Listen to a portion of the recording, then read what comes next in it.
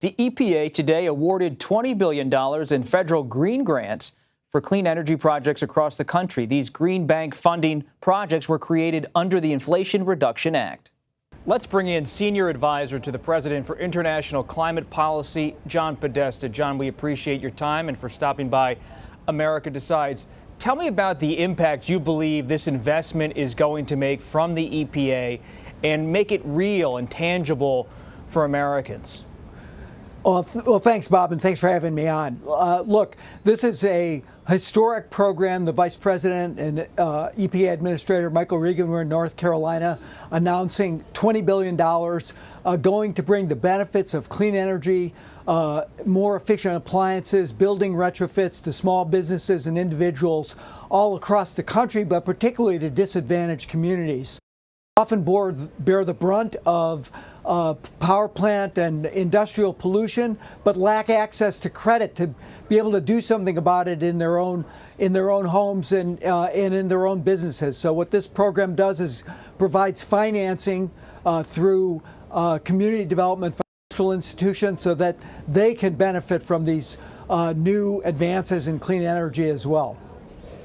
When I'm traveling the country, John, reporting on this campaign, it's evident that working voters in places like North Carolina, Michigan, and elsewhere, their votes are up for grabs in this campaign.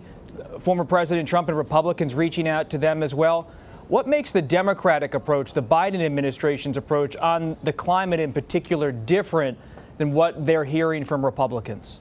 Look, we're bringing tangible benefits to communities, as I noted, all across the country, from the investments that are going in that have already created 200,000 jobs, over $350 billion of investments in clean technology, to the kinds of efforts we're doing today to lower people's utility bills, to bring them the benefits of pollution reduction in their own communities.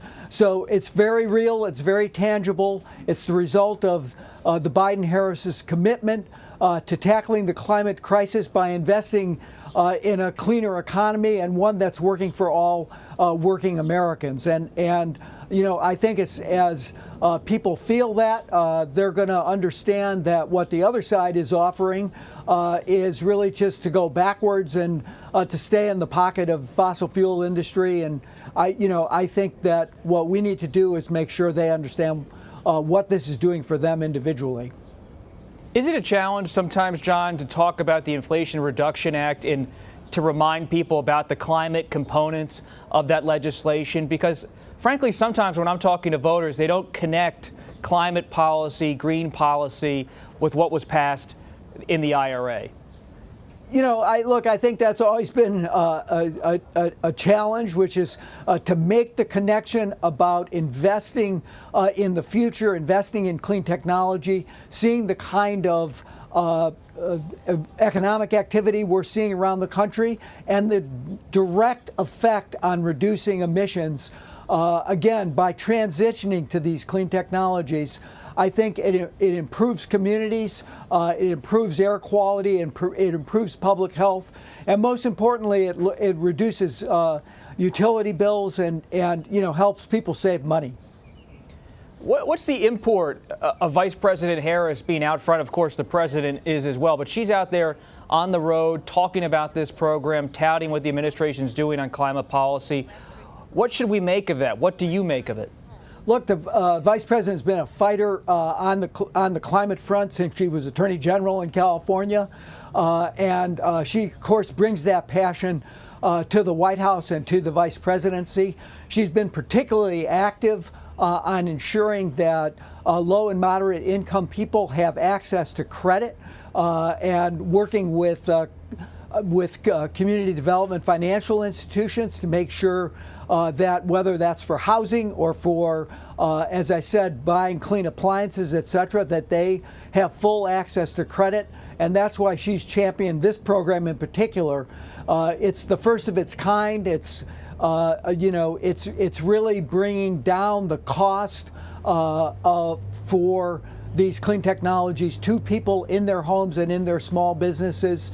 If a pizza parlor in Detroit wants to put solar panels on its roof or retrofit its building, and it really has a hard time getting credit, what this program will do is to make sure that there are nonprofit financial institutions that are providing that kind of credit to help people save money and to, build up their businesses and save money in their homes as well.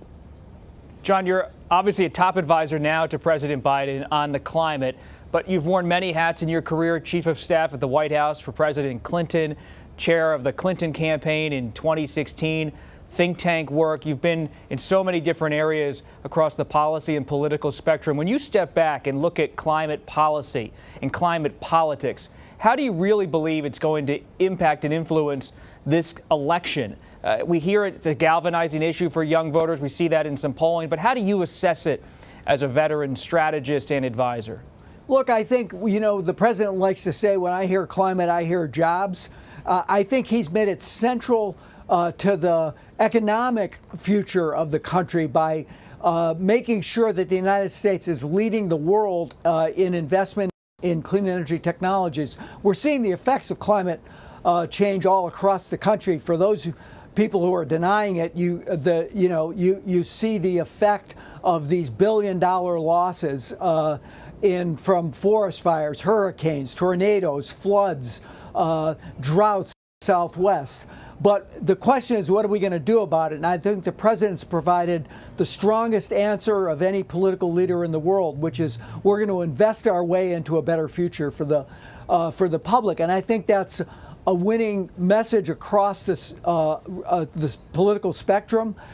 You see voters of every party and independents in the middle being strongly supportive of this investment-led strategy. So, I think the president will be out there not only just talking about what he's already accomplished, but what he's going to do to move the country forward, reduce our emissions, and build up an economy that's going to work for everyone. John Podesta at the White House, thank you for joining us. We appreciate it. Thanks, Bob.